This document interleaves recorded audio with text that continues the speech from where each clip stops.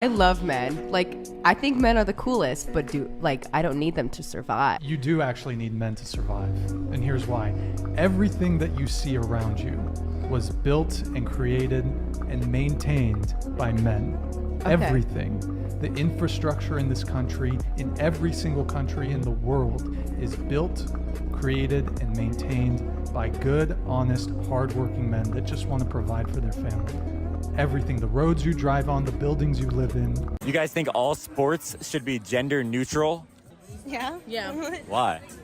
I just think it's fair. I don't know. Do you think it's fair to have boxing gender neutral? Yeah. I don't want to see why not. I think a girl can kick a guy's ass and a guy can kick a girl's ass, for sure. Really? Yeah. For sure. Why? I just think that a girl could definitely do it. Huh. Think again.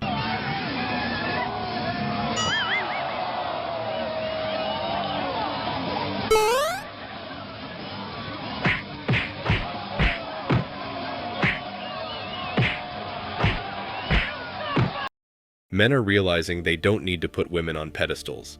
It's not enough to just work out and put on more makeup, particularly if they do it after running into the wall. Women only need to keep their beauty at the age of 18, whilst guys are literally nobodies. Men are beginning to realize the truth and are no longer ready to treat women like idols. Women shouldn't be exalted since they're just like everyone else. Minimum height. 6 feet. Yeah, that's where they get you. Would you exclude obesity? Absolutely. Minimum income. So I'm gonna say at least 200. 200 grand? You can be 30 years Oh old and my make 200 goodness. grand. Take a guess at what percentage of men fit this 2%. criteria.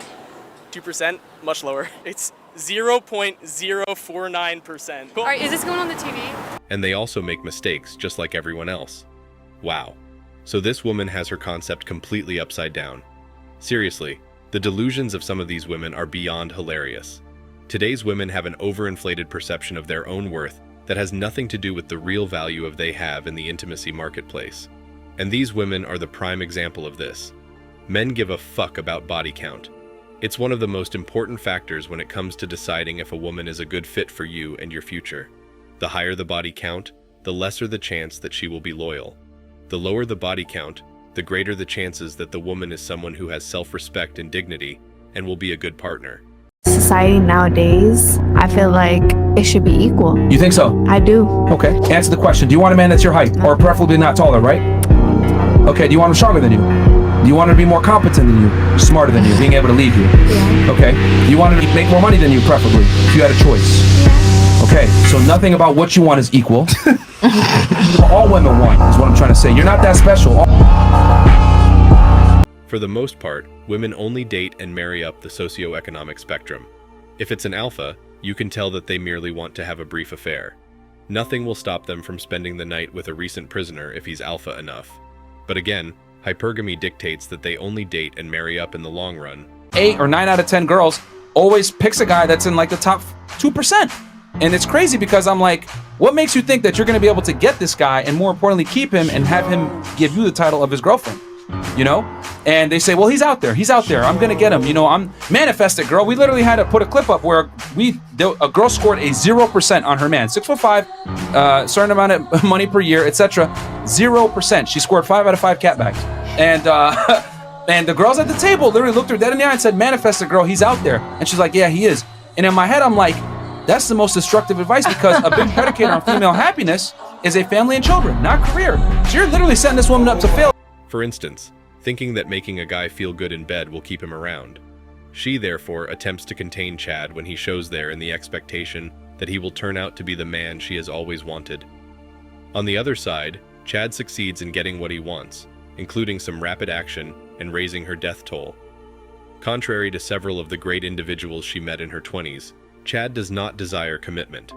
Now that she's been run through by several men, the good gentlemen don't want to enter and tidy up the mess. What matters is her emotional baggage, not how she glides on top of a person. It is not the duty of a guy to serve as a lifetime therapist for a woman who's been making horrible choices since entering adulthood. Don't allow today's women to undermine your capacity for emotional stability. That is the most priceless thing there is.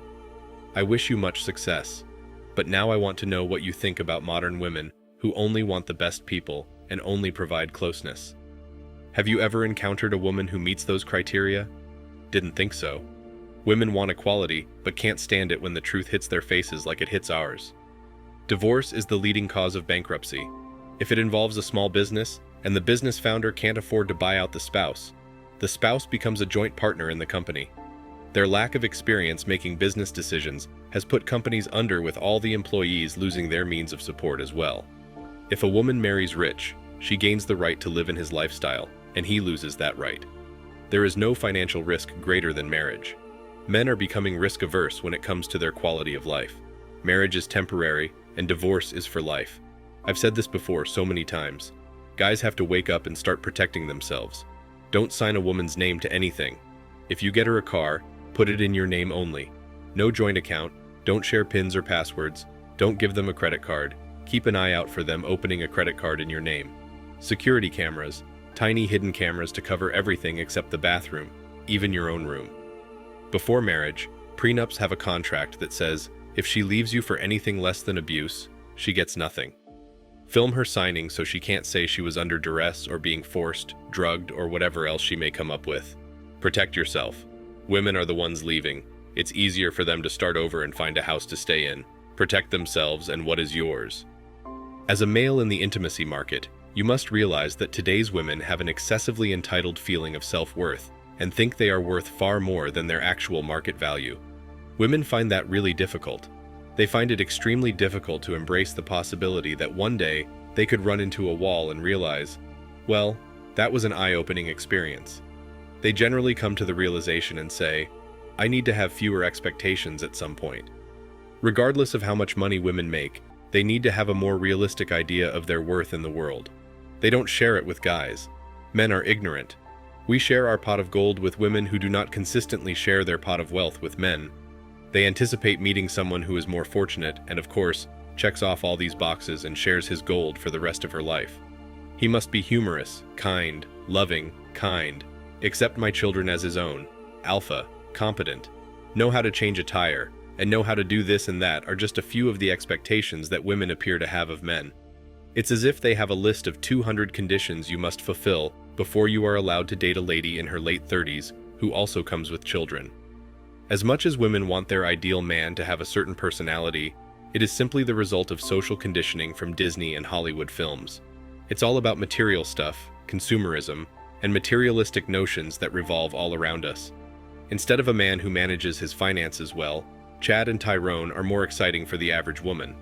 Most likely, your current vehicle serves your needs well, negating the need for a second one. You'd rather invest in something else, or save the money you'd be using for the car payments.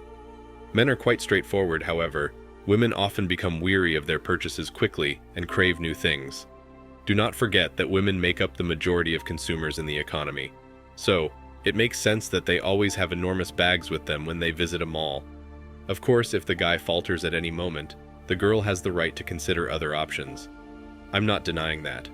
Some women continue to ask where the good men are despite all the evidence urging males to avoid the dating scene. The good men are not in outer space or on a barren island. You were unaware of them, even though they were and are in front of you. I firmly believe that women should learn how to appreciate being alone, rather than hopping from man to man and feeling frustrated that they can't find a partner, just as many men are learning to do. This is why MGTOW is so powerful.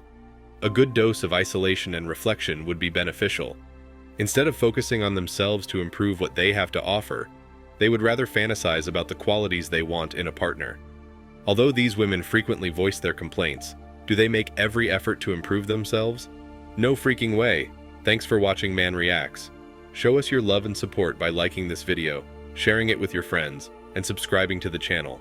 Support us and help us spread support for men around the world. Do comment and share your thoughts. We're always up for a healthy debate and discussion.